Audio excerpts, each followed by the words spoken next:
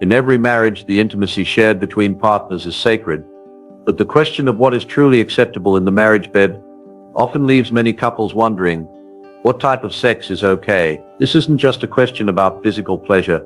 It touches on deep emotional connections, values and beliefs that shape the foundation of a relationship. In a world full of shifting cultural norms, personal experiences and even pressures from society, navigating the boundaries of sexual intimacy within marriage can feel like walking a tightrope. But here's the thing.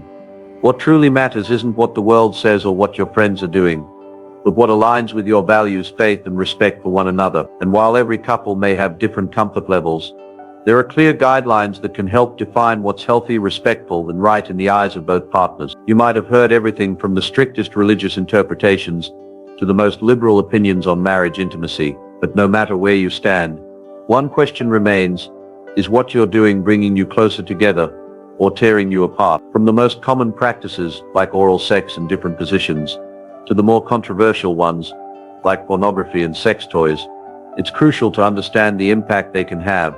It's not just about whether it's right or wrong, but whether it's building trust, love, and mutual respect. So let's break it down. What are the boundaries? What is the Bible's perspective on marriage intimacy? And how can it help guide your decisions? The answers may surprise you, and they might just transform your relationship. Marriage bed. What is allowed and what is not? The marriage bed is meant to be a place of intimacy, trust, and connection.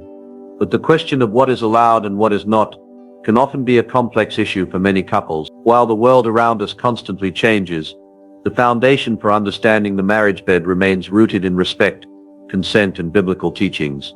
What is not allowed? Adultery.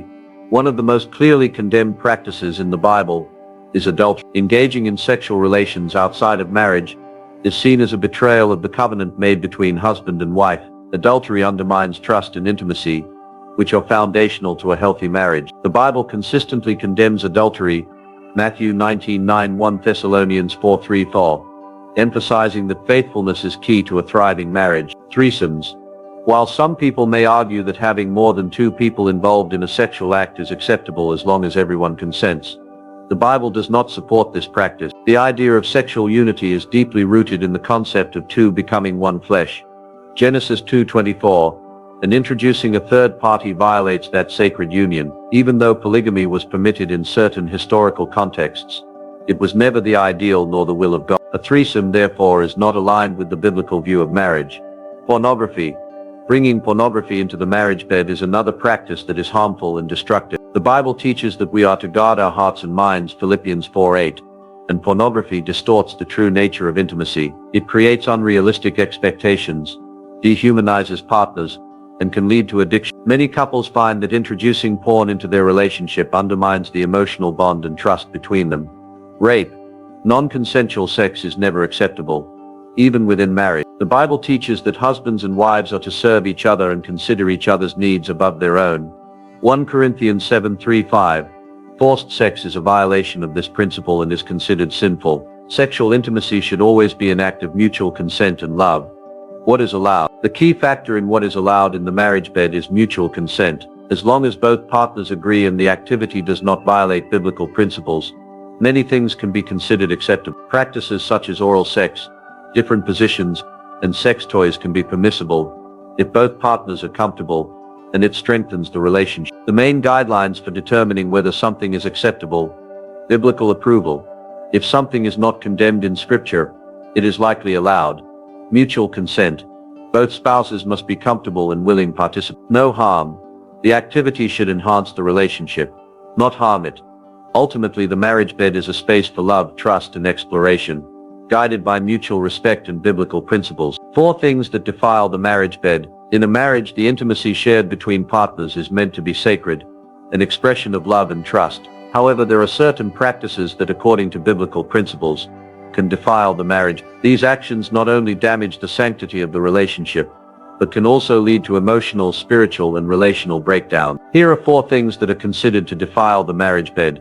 Adultery. Adultery is the ultimate betrayal in a marriage, and is unequivocally condemned in the Bible. It involves one partner seeking sexual fulfillment outside the marriage, breaking the covenant of exclusivity. Adultery destroys trust, intimacy, and often leads to the dissolution of the marriage. Biblical passages like Matthew 19:9 and 1 Thessalonians 4:3-4 highlight that adultery is a sin, and it is not just limited to physical acts, but also emotional and mental infidelity. Even practices like spouse swapping, where the concept of adultery is downplayed, remain sinful in God's eyes. Threesomes, engaging in sexual activity with more than two people, even if all parties consent, is another practice that defiles the marriage. Some people may argue that it's acceptable as long as all involved are willing participants, but the Bible doesn't support this view. The foundational idea in Scripture is that marriage is a union between one man and one woman.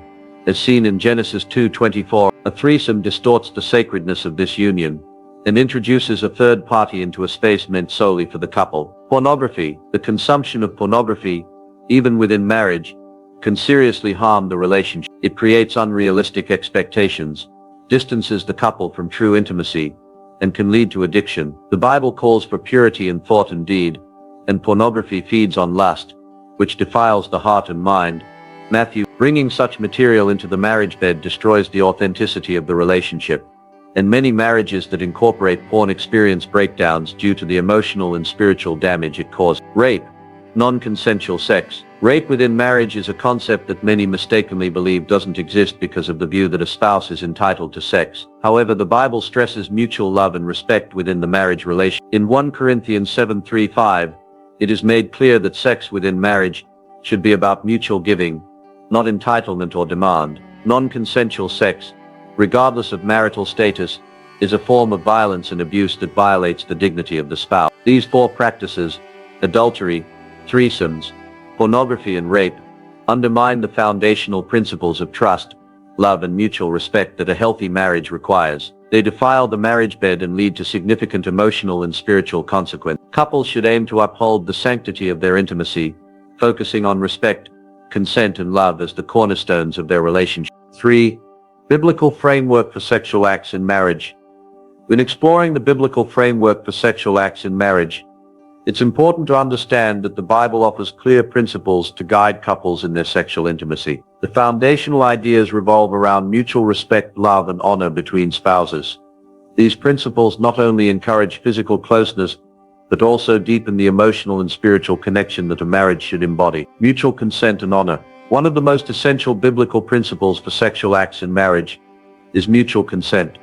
The Bible underscores the idea that sexual intimacy should be a mutual act of service, not a demand or entitlement. In 1 Corinthians 7:3-5, Paul writes that the husband's body does not belong to him alone, but to his wife and vice versa.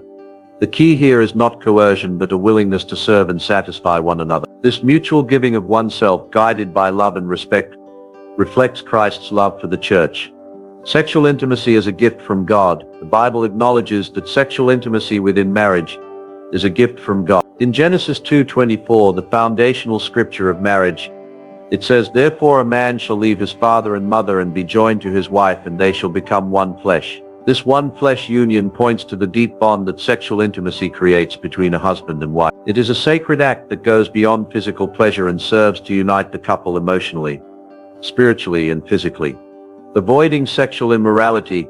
Biblical teachings emphasize the importance of keeping the marriage bed pure. Hebrews 13:4 affirms that marriage is honorable among all, and the bed undefiled. This means that sexual acts that defile the marriage bed, such as adultery, pornography, or any form of sexual immorality, are strictly forbidden. The Bible calls on couples to maintain purity and to avoid anything that could harm their bond or dishonor God's design for marriage.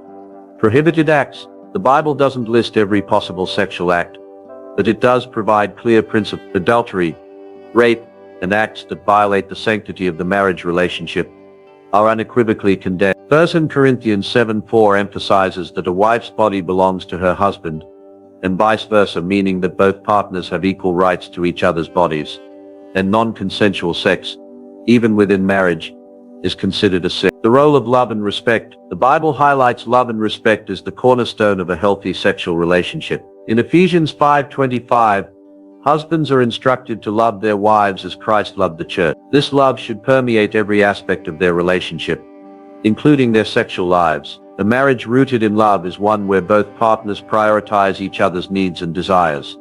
In summary, the biblical framework for sexual acts in marriage is one of mutual consent, honor, and respect. The act of sex should not be driven by selfish desires, but should reflect a deep commitment to love and serve one another, creating a bond that honors God's design for marriage. 4.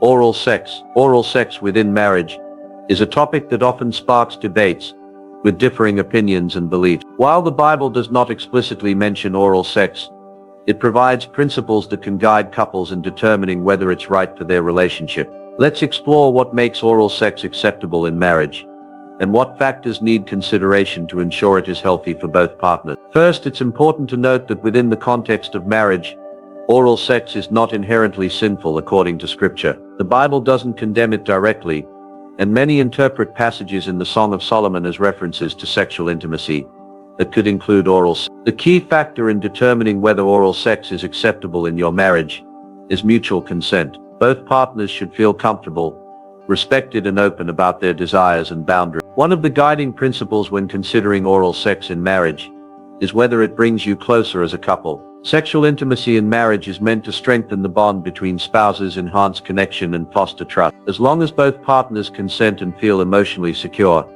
oral sex can be an intimate act that enhances physical pleasure and emotional closeness. However, there are a few important considerations. First, is the desire for oral sex coming from a healthy, loving place, or is it influenced by external pressures, such as pornography, or unrealistic expectations? It's important that your sexual desires and actions are not driven by unhealthy influences that can harm the relationship. If oral sex is being used to fulfill a fantasy or external desire that feels forced, it might signal a deeper issue that needs addressing in the marriage. Secondly, oral sex should never replace regular communication and emotional connection. Sexual intimacy should never feel one-sided or mechanical. It's essential that both spouses feel valued and heard in the relationship, with open dialogue about their preferences and concerns. Lastly, oral sex should be safe and hygienic for both partners. Proper care for each other's well-being is an essential part of maintaining a healthy marriage. Hygiene and comfort should never be overlooked, and both spouses should be in agreement about these aspects. In conclusion, oral sex in marriage is a personal choice and should be based on mutual consent, respect, and the desire to enhance the bond between partners. As with all aspects of intimacy, clear communication and understanding of each other's boundaries are essential for a fulfilling and healthy sexual relationship. 5. Sex toys. Sex toys have become a widely discussed and sometimes controversial topic within the realm of marriage and intimacy. While many couples embrace them as a way to enhance their sexual experiences, others question their role, particularly within the context of religious beliefs and marital vows. When considering whether or not to incorporate sex toys into a marriage, it's essential to approach the topic thoughtfully, with respect for both partners and an understanding of the potential impact on the relationship. The role of sex toys in marriage.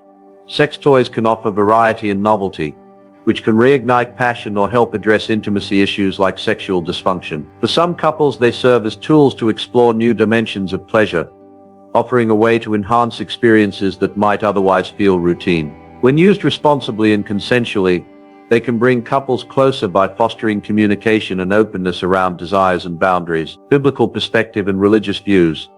From a religious standpoint, the Bible does not explicitly address sex toys, leaving room for interpretation. Some Christians may argue that sex toys should be avoided because they could create distance in the relationship, or be seen as a substitute for true intimacy. However, the general principle in the Bible emphasizes mutual respect, love, and consent between married partners. As long as both spouses are comfortable and the use of sex toys does not undermine the emotional and physical connection, many would consider them acceptable. However, some faith-based arguments suggest that the use of toys might indicate an unhealthy reliance on external factors, rather than fostering deeper emotional and physical closeness with one spouse. These concerns are typically centered on the idea that using sex toys could potentially replace the primary bond between partners, or be a sign of dissatisfaction. Potential pitfalls of sex toy use.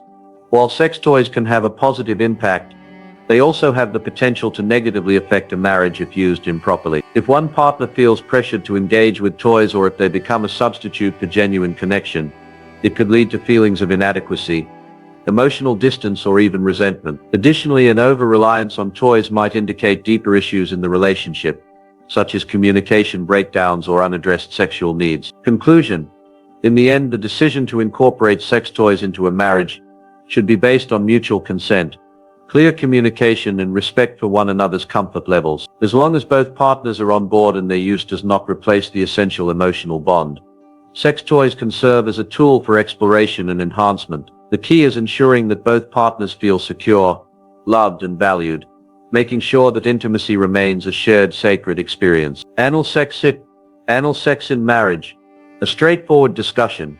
Anal sex is a topic that often sparks debate in both secular and religious circles, especially when it comes to its place in marriage. While society may have varying opinions on the subject, it's important for couples to approach this matter with clear understanding, respect and mutual consent. For some, it's a part of their intimate life. For others, it's a practice that raises concern. Regardless of your stance, it's crucial to consider both physical and emotional aspects when discussing anal sex within marriage. Health and safety concerns. One of the most significant considerations regarding anal sex is the potential for health risk. The anus is not naturally lubricated, making it more prone to irritation, tearing or injury during intercourse. This can increase the risk of infections, such as sexually transmitted infections, STIs and bacterial infections, which can be transmitted through the rectal lining. For couples who choose to engage in anal sex, taking precautions such as using sufficient lubrication, practicing proper hygiene, and ensuring both partners are comfortable is vital. It's also essential to have open communication with a healthcare professional about any potential risks and safe practices. Emotional and psychological impact. Another important factor is the emotional and psychological impact that anal sex may have on a partner. For some, this practice may not feel comfortable, and it can cause anxiety or emotional distress. Consent and clear communication are key in these situations. It's vital that both partners discuss their boundaries,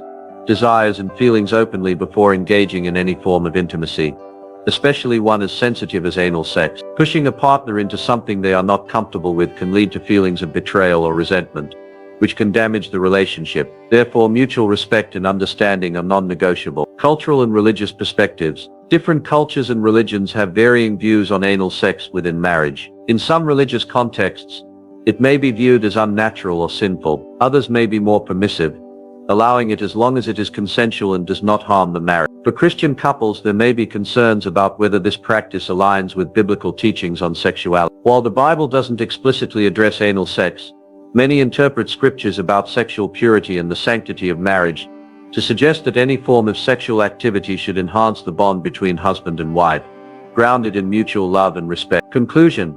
Ultimately, whether or not anal sex is appropriate in a marriage depends on the couple's values, comfort, and communication. It's crucial to prioritize the health, safety, and emotional well-being of both partners. The practice should never be forced and must always be consensual. Couples should navigate this subject with care, ensuring they are both on the same page to maintain a healthy, respectful, and fulfilling relationship. 7. Mutual consent. The cornerstone of healthy sexual relationships in marriage.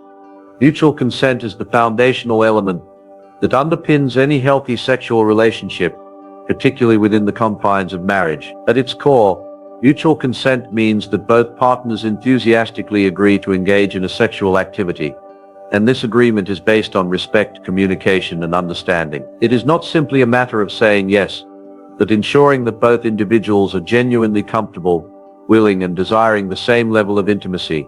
One of the most crucial aspects of mutual consent is clear communication. This doesn't mean assuming your partner is comfortable, but actively engaging in conversations about desires, boundaries, and expectations. Silence or pressure should never be mistaken for consent. If one partner feels uncomfortable or coerced into an action, it is no longer a consensual act.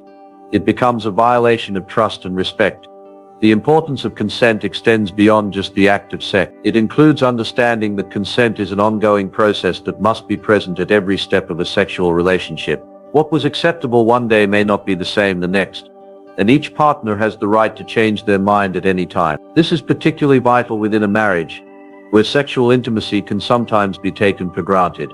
Just because consent was given before doesn't mean it should automatically be assumed in the future. Moreover, mutual consent creates an atmosphere of emotional safety, where both individuals feel valued and heard. When both partners are fully engaged in making decisions about their sexual intimacy, it fosters deeper trust, increases emotional connection, and strengthens the marriage. It also helps prevent harmful dynamics, such as manipulation or entitlement, which can creep into relationships. If one partner feels they have the right to sex, simply because they are married. Importantly, mutual consent is a safeguard against sexual abuse or marital rape, situations that are often misunderstood. No one, regardless of their role in a relationship, should feel obligated to have sex or tolerate any activity that makes them uncomfortable. This is why mutual consent is not just a moral principle, it is a legal and ethical right that protects the autonomy of both partners. In the context of marriage, mutual consent is about partnership. Both partners are equals, and neither should dominate or manipulate the other. Respecting each other's boundaries, desires, and comfort levels is not only essential for a fulfilling sexual relationship, but it also fosters a deeper emotional connection that forms the backbone of a healthy and lasting marriage. Conclusion: the question of what type of sex is okay in marriage goes beyond mere physical acts. It delves into the deeper aspects of love, respect, and mutual understanding between partners. Marriage is meant to be a partnership where both individuals feel valued, safe, and free to express their love and desires within the boundaries they set together. The key to navigating intimacy in marriage lies in mutual consent, communication, and understanding of each other's needs and comfort levels. First and foremost, it is important to recognize that what is acceptable in a marriage bed should be based on mutual respect and shared values. Both partners should have the freedom to explore their intimacy, but it must never come at the expense of one partner feeling uncomfortable, coerced, or pressured. Consent is the foundation of any healthy sexual relationship. Without it, no act, no matter how innocent it may seem, can truly honor the sanctity of marriage. Secondly, while the Bible provides some clear guidance on certain boundaries, such as the prohibition of adultery, threesomes, pornography, and non-consensual acts, it does not offer a strict, one-size-fits-all rulebook for every sexual act within marriage. Instead, it emphasizes the importance of mutual love and serving one another, both emotionally and physically. The Bible encourages couples to honor each other's bodies and desires, which means being attentive to the comfort and needs of the other person, especially when discussing sensitive topics like oral sex, sex toys, or unconventional positions. Additionally,